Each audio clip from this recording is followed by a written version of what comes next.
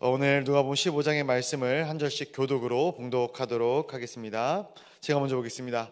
모든 세리와 죄인들이 말씀을 들으러 가까이 나오니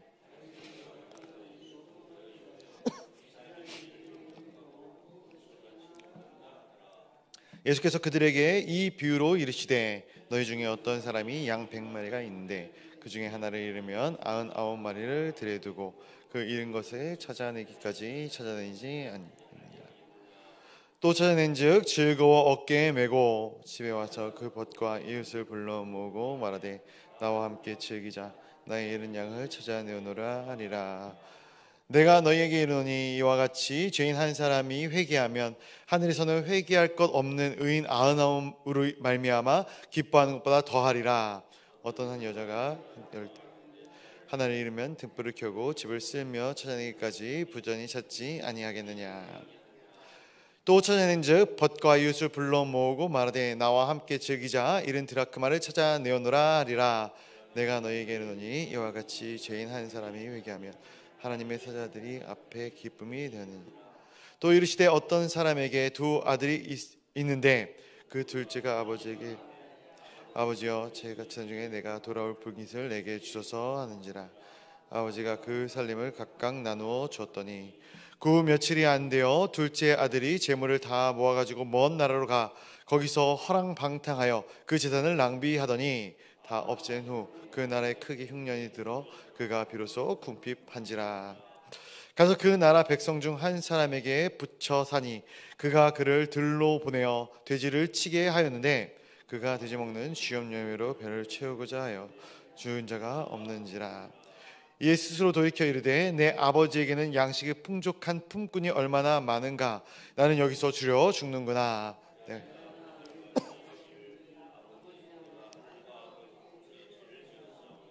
지금부터는 아버지의 아들이라 일컬음을 감당하지 못하겠나이다. 나를 품꾼의 하나로 보소서하리라 하고 이에 일어나 아버지께로 돌아가리라.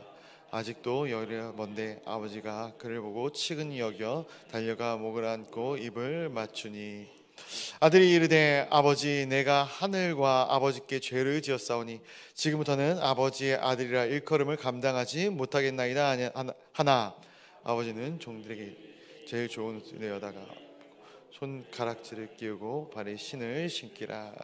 그리고 살찐 송아지를 끌어다가 잡으라. 우리가 먹고 즐기자. 이 네 아들은 죽었다가 다시 살아났으며 내가 다시 얻었노라 하니 그들이 즐거워하니라. 마다들이 밭에 있다가 돌아와 집에 가까이 왔을 때에 풍악과 춤추는 소리를 듣고 한 종을 불러 이 무슨 일인가 물은데 대답에 당신의 동생이 돌아왔음에 당신의 아버지가 건강한 그를 다시 맞아들이게 됨으로 인하여 살찐 송아지를 잡았나이다 하니 그가 너여 들고 아버지가 나와 권한대 아버지께 대답하여 이르되 내가 여러 해 아버지를 섬겨 명을 어김이 없거늘 내게는 염소 새끼라도 주어 나와 내 벗으로 즐기게 하신 일이 없더니 아버지의 살림을 청녀들과 함께 삼켜버린 이 아들이 돌아오매 이를 위하여 살찐 송아지를 아버지가 이르되 예 너는 항상 나와 함께 있으니 내 것이 다 내 것이로되 이 내 동생은 죽었다가 살아났으며 내가 잃었다가 얻었기로 우리가 즐거워하고 기뻐하는 것이 마땅하다 하니라. 아멘. 아멘. 오늘도 이 새벽에 거룩한 주님의 존전으로 달려나와 함께 예배하는 우리 성도님들을 주님의 이름으로 환영하고 축복합니다. 우리가 함께 묵상한 이 누가복음 15장의 말씀은 굉장히 귀한 말씀입니다. 모든 말씀이 다 귀한 말씀이겠죠. 잃어버린 양과 잃어버린 드라크마의 비유, 또 클라이막스로 잃어버린 탕자의 비유가 오늘 이 말씀 가운데 담겨져 있습니다. 오늘 우리 본문을 가지고 받은 은혜를 함께 나누기를 원하는데요. 우리 1절과 2절 말씀을 한번 같이 읽어보도록 하겠습니다. 1절과 2절의 말씀입니다. 시작. 모든 세리와 죄인들이 말씀을 들으러 가까이 나오니 바리새인과 서기관들이 수군거려 이르되 이 사람이 죄인을 영접하고 음식을 같이 먹는다 하더라. 아멘. 누가복음 15장 이 초반절에 보면은 오늘 왜 이러한 비유들이 나왔는지, 왜 탕자의 비유가 나오게 되었는지 문제의 이 시발점이 기록되어지고 있습니다. 그리고 여기에는 이 두 가지의 그룹, 두 개의 그룹이 존재하고 있는 사실을 우리가 보게 되는 것이죠. 서로 섞일 수 없는, 물과 기름처럼 서로 가까이 할 수 없는 그들만의 이런 갭이 있는 두 그룹입니다. 세리와 죄인들, 그리고 바리새인과 서기관들. 성경 가운데 나타나는 이 두 그룹들 아니겠습니까? 그런데 오늘 이 두 그룹 다 하나님의 말씀을 듣기 위하여, 예수 그리스도의 말씀을 듣기 위하여 예수님께로 나아가고 있는 장면이 그려지게 됩니다. 모든 세리와 죄인들이 예수님께로 나아오고 있는 장면이 그려질 때에 바리새인들과 서기관들도 그들과 함께 섞여 있었다라는 것이에요. 바리새인과 서기관들은 어떤 사람들인가? 우리가 아는 것처럼 말씀에 능통한 자들이죠. 율법을 지키기 위하여 항상 애썼던 사람들이고, 오늘날로 굳이 따지자면은 크리스천들을 이 바리새인들과 서기관들과 비교할 수 있지 않을까. 하나님을 섬기며 하나님의 뜻을 쫓고자 했던 사람들이 바로 이 바리새인들과 서기관들과 같은 그러한 사람들이었던 것이죠. 늘 정결한 삶, 거룩한 삶을 살기 위하여, 하나님을 기쁘게 하는 삶을 살기 위하여 애썼던 사람들입니다. 그런데 그 삶의 결과가 지금 이러한 모습인 것이죠. 예수님께서 이들 전부를 찾아오십니다. 온 인류를 위해 예수님께서 이 땅 가운데 오십니다. 저는 이 복음서를 묵상하면서 늘 생각하는 것인데, 예수님께서는 죄인과 어떤 이 약한 자들을 구원하기 위해서만 이 땅 가운데 오신 것이 아니죠. 성경 가운데 있는 바리새인들과 서기관들, 어떤 보면 율법 교사들, 그들을 위해서도 예수님께서는 이 땅 가운데 오신 것이 분명합니다. 그들을 위해서도 분명한 메시지를 전해주고 있기 때문에 그렇습니다. 바리새인들과 서기관들, 어떻게 보면은 진리를 추구하며 산다는 측면에서 우리와 굉장히 비슷한 느낌이 있다 생각을 많이 합니다. 예수님께서는 그런 우리를 찾아오시는 것이죠. 본인의 신앙으로 철저히 무장되어져서 진실로부터 너무나도 거리가 멀리 떨어져 있음에도 불구하고 자신들이 진실에 기반하고 있다는 너무나도 굳은 믿음을 가지고 있는 그들을 찾아오셨던 것입니다. 그리고 그들을 향해서 충격적인 말씀으로 그들을 일깨우는 장면들이 계속해서 그려지고 있는 것이죠. 이것은 죄인들, 세리들을 향한 말씀뿐만이 아니라 이 바리새인들과 서기관들에게 들려주는 예수 그리스도의 강력한 메시지이기도 합니다. 당시 일반 유대인들의 입장에서 보기에는 세리들과 이 죄인들, 이러한 이 예수님과 함께 모인 이 무리들은 상종할 수 있는 무리들이 아니었죠. 어떻게 보면 예수님께서 그들과 함께 있다라는 존재, 이 부분 자체만으로도 이 바리새인들은 많이 참고 있었다, 저는 생각을 합니다. 그리고 그 자리에 바리새인들이 같이 가 있는 것, 그것도 바리새인들은 많이 양보를 하고 그 자리에 가 있다라고 생각을 해볼 수 있는 거예요.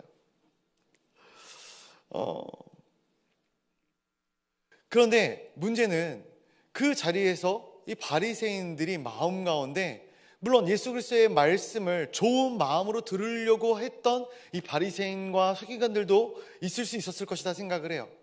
그런데 이 문제는 예수님과 이 죄인들이, 세리들이 같이 식사를 하는 장면을 목격하고 마음 가운데 불편한 마음이 생기게 되는 것이죠. 왜 예수님은 죄인들과 함께 음식을 먹는가? 왜 저런 사람들과 섞여 있는가? 오늘날로 따지자면은 그런 것이죠. 악한 무리들, 범죄한 사람들과 함께 하는, 어떻게 보면 목회자들이나 아니면 이런 장로님들이나 그런 사람들을 본 이런 일반 성도님들이 왜 저런 질 좋지 않은 사람들과 함께 교회 지도자들이 몰려 있는가라는 그러한 마음의 부담감, 마음의 어떤 불편함을 갖고 있는 그런 상황인 것으로 보입니다. 그런데 그들을 향해서 예수님께서 뭐라고 말씀을 하시냐면 이렇게 말씀을 하셔요.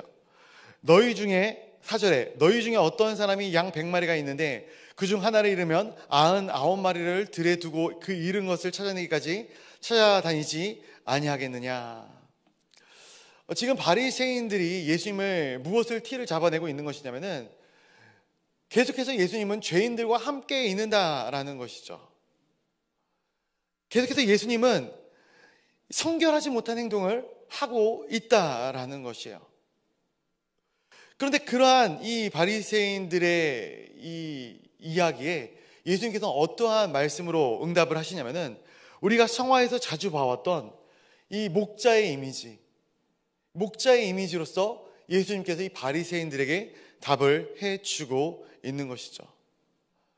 목자가 양 무리를 돌보다가 한 마리의 양이 사라졌을 때 그 잃어버린 양 한 마리를 목자는 가만히 내버려 두고 돌아오지 않는다라는 거예요. 가만히 내버려 두고 돌아올 목자가 어디 있겠는가라고 반문을 이 바리새인들에게 던지고 있는 것이죠. 솔직히 이 말씀이 이해되지 않을 수 있어요. 왜냐하면 이 99마리의 양과 이 한 마리의 양, 이에 대한 가치를 우리가 잘 이해하지 못한다면, 그리고 이 목자로서의 개념을 잘 이해하지 못한다면 이러한 부분에 대해서 우리가 잘 이해할 수가 없습니다. 그런데 당시의 목자들은 이 양 한 마리 한 마리에게 다 이름을 붙여줬다 하더라고요. 그리고 이 양 한 마리 한 마리가 자신에게 있어서는 마치 다 자녀와 같은 존재였다라고 이야기를 합니다. 제가 다시 대신방을 다니다 보니까 성도님의 자제분 중에 이러한 직업을 가진 자제분이 있었어요. 애견 유치원. 참 다양한 직종이 있죠. 애견 유치원. 이 애견 유치원에 다니는 강아지가 수백 마리가 된다 합니다. 별로 놀랍지 않으신가 보네요. 강아지가 유치원에 다닌대요. 저만 신기했나요? 저는 이것도 참 놀라운데, 이 유치원에 한 번이라도 가본 강아지가 수백 마리가 된다. 더 신기하더라고요. 이것도 제주도에서. 호텔도 있다. 참, 저보다 낫다 생각을 합니다. 그런데 더 놀라운 거는 이 자제분이 이 수백 마리나 되는 이 강아지 이름을 다 안다고 하더라고요. 다 외운다고 하더라고요. 그러니까 우리가 보면은 강아지가 다 고만고만하게 생기지 않았습니까? 저만 그렇게 생각하나요? 뭐 종이 틀릴 수는 있죠. 뭐 말티즈도 있고, 뭐 포메디안도 있고, 저도 뭐 몇몇 종류는 압니다. 그런데 그 종류마다 다 비슷비슷하게 생기지 않았습니까? 그런데 그 비슷비슷한 생긴 그 종마다도 생긴 모습들이 다 다르다고 하더라고요. 그런데 그 이름을 다 외운다. 또 특별히 강아지 이름이 얼마나 또 비슷비슷합니까? 아롱이, 다롱이, 코코, 쪼코, 막 이런 이름을 다 외워요. 그래서 제가 물어보니까 비슷한 이름을 어떻게 외웁니까? 그러니까 쪼코 A, 쪼코 B. 아, 교회랑 비슷하군요. 이준 A, 이준 B 이렇게 이름이 있습니다. 양의 이름을 다 외운다. 요즘 강아지들은 그냥 강아지가 아니죠. 반려견, 가족이다 합니다. 강아지가 죽으면 장례식까지 이렇게 치러준다고 이렇게 얘기를 하는데, 마치 그때 그 시절의 양이 그러한 느낌이 아니었을까 좀 생각을 해봤어요. 이 양은 그냥 우리 일반 치는 그냥 양이 아니에요. 양 목장에 있는 양 한 마리가 아닙니다. 목자에게 있어서 이 양은 내 자녀와도 같은, 내 자식과도 같은 이 양인 것이죠. 그래서 그 양 한 마리를 잃어버렸다라는 것은 마치 내 자녀를 잃어버린 것과도 같은 것이에요. 그래서 내 잃어버린 한 자녀를 찾기 위해서 99마리의 양을 거리에 내어두고 그 양은 99마리가 뭉쳐있기 때문에 안전하기 때문에 버려두고, 그리고 잃어버린 양 한 마리를 찾기 위해서 길을 떠나는 것이죠. 밤새 양을 찾다가 찾아내어 이 양을 찾아내는 것이 얼마나 기쁜지 이 양을 목에 메고 산을 내려오는 이 목자의 모습, 이 목자의 모습을 우리가 이해할 수는 없어도 당시 문화권에서는 너무나도 공감이 가는 그러한 이야기인 것이죠. 우리가 이런 목자를 생각할 때 그려지는 인물이 이 다윗 아니겠습니까? 다윗. 이 다윗이라는 인물을 성경에서 보면은 그가 얼마나 양의 진심이었는지 알 수 있거든요. 저는 이러한 이 목자로서의 다윗의 모습 때문에 하나님께서 다윗을 사용했다 생각을 하는 사람입니다. 어떠한 측면에서 그가 진심이었는가? 맹수가 내려와요. 양을 공격하기 위해서. 성경에 보니까 사자나 곰 같은 맹수가 내려왔을 때 제 입장에서는 사자나 곰이 내려오면은 양 한 마리를 내어주고 도망가는 게 상식이거든요. 양 한 마리를 내어주고 그냥 나머지 양들을 빨리 도망가게 만드는 것이 저는 맞다 생각을 해요. 그런데 그게 아니라 이 한 마리라도 잃지 않기 위해서 돌팔매질을 하는 거예요. 곰을 향해, 사자를 향해. 그래서 그 양을 잃지 않게 하는 것이 이 다윗의 역할이었던 것이죠. 그리고 실제로 그것을 다윗은 지켜내었던 것이죠. 과연 우리는 그렇게 할 수 있겠는가? 또한 양에 대해서 묵상해 볼 때 양은 우리가 아는 것처럼 굉장히 무기력한 존재 아니겠습니까? 우리는 한 마리를 잃어버렸다고 해서 그냥 집에 돌아오면 끝입니다.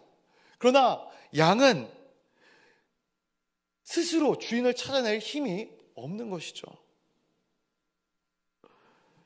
그 잃어버린 양을 찾기 위해서 들로, 강으로 찾아다니는 것은 목자의 마음이지 양의 마음이 아닌 것입니다.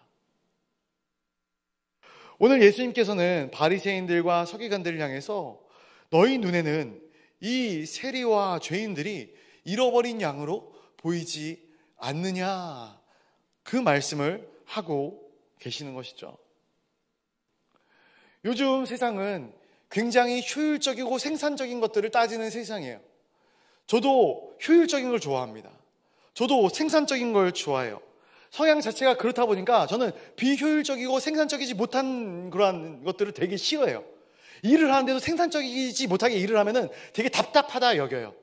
그래서 일을 오래 붙잡고 있는데 이게 생산적이지 못한 일이다 생각을 하면은 막 스스로도 답답함을 느끼거든요.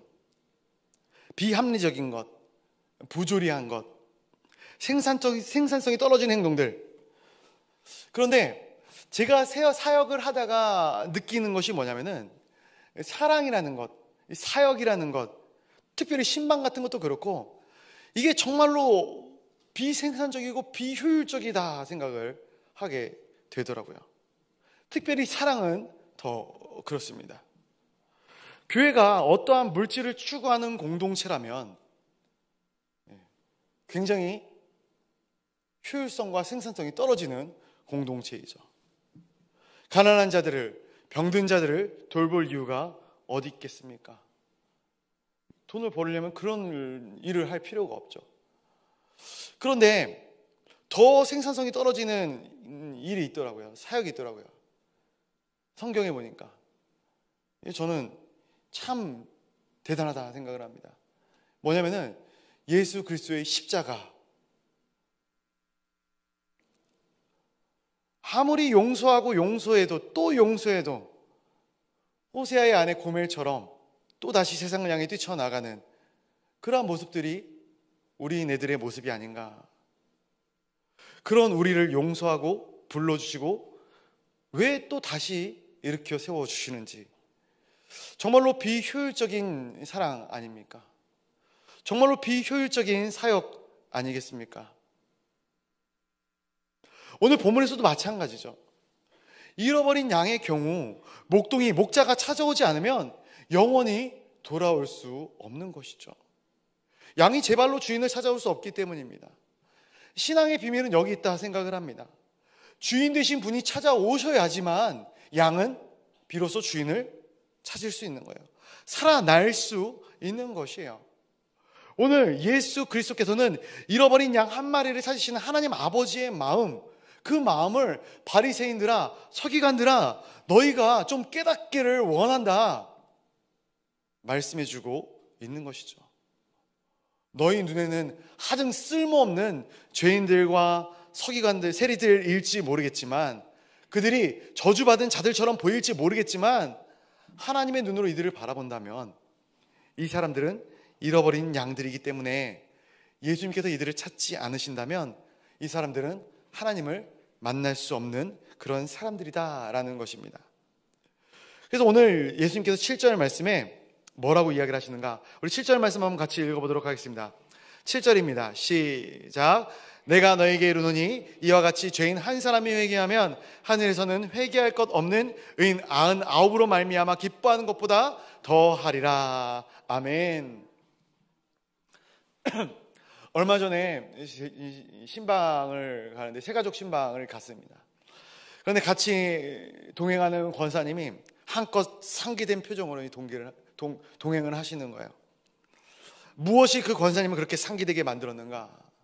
너무나도 기쁘고 즐겁게 그 신방에 동행하시는 거예요.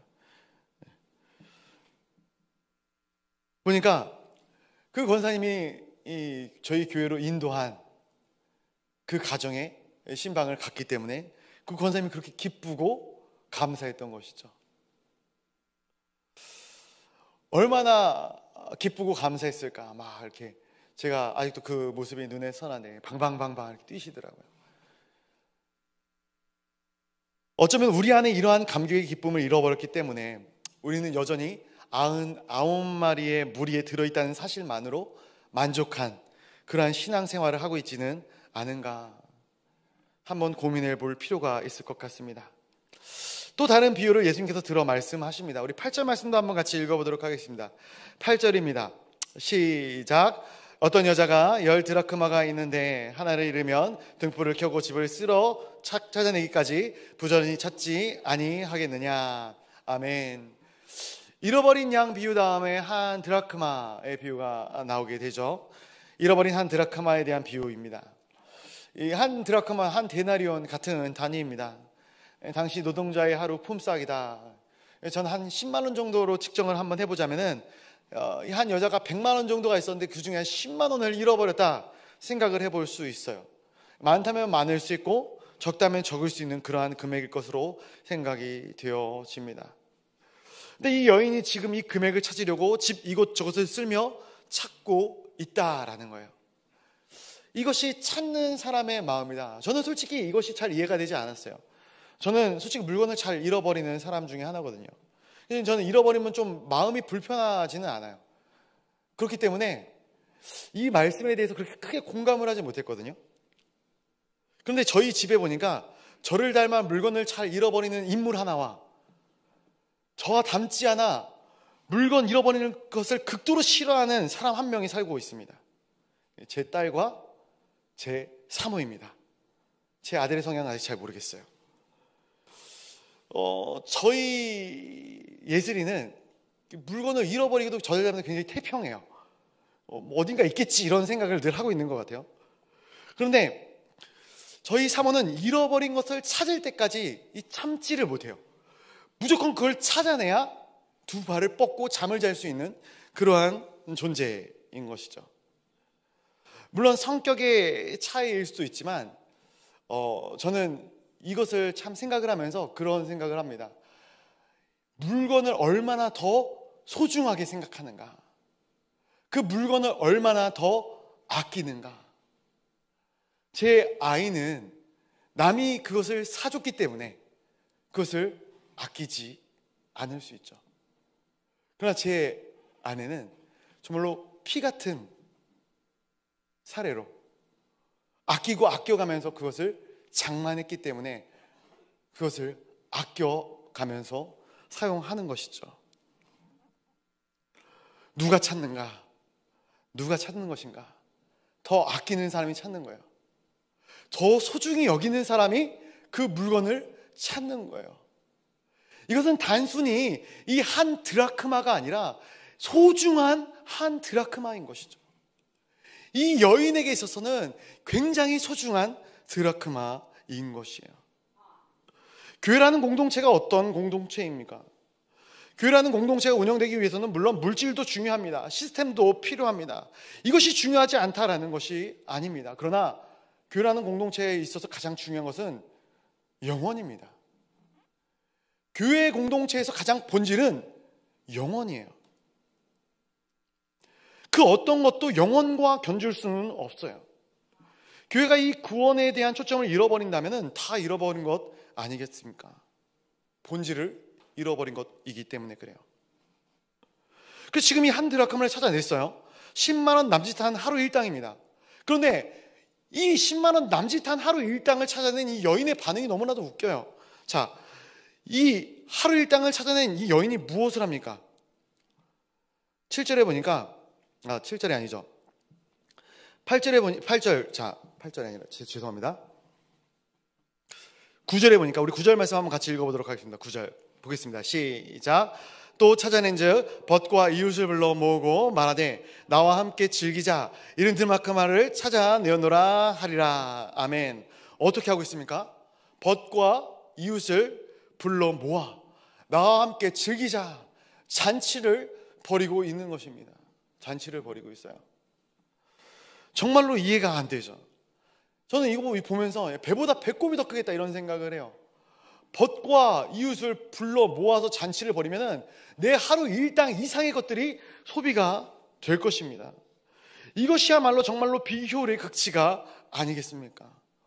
세상에 10만 원 안 찾고 말지. 10만 원을 찾았다고 왜 사람들을 불러 모아서 잔치까지 벌이고 있어? 제 입장으로서는 이해가 안 돼요. 효율성을 따지기 때문에. 그런데 예수님은 이만큼 이 10만 원이 한 드라크마가 중요하다 이야기하는 거예요. 왜 중요합니까? 이것이 단순한 한 드라크마가 아니기 때문에. 이 한 드라크마가 누구와 견주어지는 거예요? 죄인과 세리들과 견주어지기 때문에. 즉 이 한 드라크마는 한 영혼이기 때문에 그런 것이죠. 이 잃어버린 자를 찾는 것에 대한 기쁨을 이렇게까지 표현하고 있는 것이죠. 이어지는 탕자 비유에서도 마찬가지예요. 시간이 없어서 제가 탕자 비유까지는 말씀을 못 드리겠어요. 우리 다 아는 내용이지 않습니까? 왜 아버지가 잃어버린 둘째 아들, 그 배은망덕한 흥청망청한 둘째 아들이 돌아왔을 때 살찐 송아지를 잡고 그렇게 기뻐했을까? 그 아버지의 마음을 이 바리새인들아, 서기관들아, 너희가 좀 알아줬으면 좋겠다라는 것이죠. 말씀을 맺겠습니다. 우리의 삶을 한번 되돌아보시기를 바랍니다. 우리 중에 구원받을 만한 자격이 있어 부름받은 자가 과연 몇이나 있겠습니까? 그럼에도 불구하고 정말로 극악의 효율성을 지닌 그 십자가로 그리스도께서는 우리를 살리셨어요. 구원하셨습니다. 오늘 이 새벽에 그 십자가의 사랑과 은혜를 기억한다면 우리도 오늘 이 본문 가운데 예수님께서 말씀하시는 이 잃어버린 양 한 드라크마, 이 탕자와도 같은 둘째 아들, 이들을 잃어버린 아버지의 마음을 알아주시기를 간절히 소원합니다. 그 잃어버린 양 한 마리를 찾기 위해 99마리를 두고 험한 길을 마다하지 않으셨던 목자 되신 예수님, 잃어버린 한 드라크마를 찾기 위해 방 구석구석을 밤새 쓸고 다녔던 이 여인, 이들이 그 잃어버렸던 것들을 찾았을 때 얼마나 마음 가운데 큰 기쁨이 있었는지, 그 기쁨과 그 감격이 우리 안에도 회복되어지기를 주님의 이름으로 간절히 축복하고 축원드립니다. 우리 시간 다 같이 기도하며 나아가도록 하겠습니다. 우리 기도하실 때에 교회를 위해 기도하도록 하겠습니다. 특별히 우리 담임 목사님을 위해 기도해 주시겠습니까? 항상 영과 육의 강건함을 더하여 주시옵고, 또 하나님과 날마다 더 친밀하여져 가는 우리 담임 목사님 될 수 있도록 인도하시고 보호하여 달라고 같이 기도해 주시면 감사하겠습니다. 우리 다음 세대 수련회와 성경학교가 은혜 중에 잘 마무리가 되었습니다. 우리 다음 세대가 받은 은혜를 소멸치 아니하고 마음 가운데 새겨 정말 이 땅에 이 악한 세대 가운데 승리자로서 정말로 하나님의 말씀과 하나님의 은혜를 증거하며 복의 통로로 살아갈 수 있는 우리 다음 세대들이 다 되어지게 하여 주옵소서. 또 시작되어지는 양육 과정 중에 하나님 함께하여 달라고, 우리 모든 양육의 과정들을 통해서 하나님을 더 깊이 알아가는 우리 양육의 모든 우리 성도님들 될 수 있도록 인도하여 달라고 같이 기도해 주시고요. 또 계속해서 진행되어지고 있는 대신방 위에서도 함께 기도해 주시면 감사하겠습니다. 우리 환우와 선교사님들을 위해서 기도해 주시고 또 각자 가져오신 기도의 제목들을 놓고 우리 기도하실 때에 주님의 이름을 한번 크게 부르짖고 각자 가져오신 기도의 제목을 위하여 기도하시다가 자유롭게 돌아가시면 되겠습니다. 우리 시간 주님의 이름을 크게 한번 부르짖고 기도의 자리로 나아가도록 하겠습니다. 주여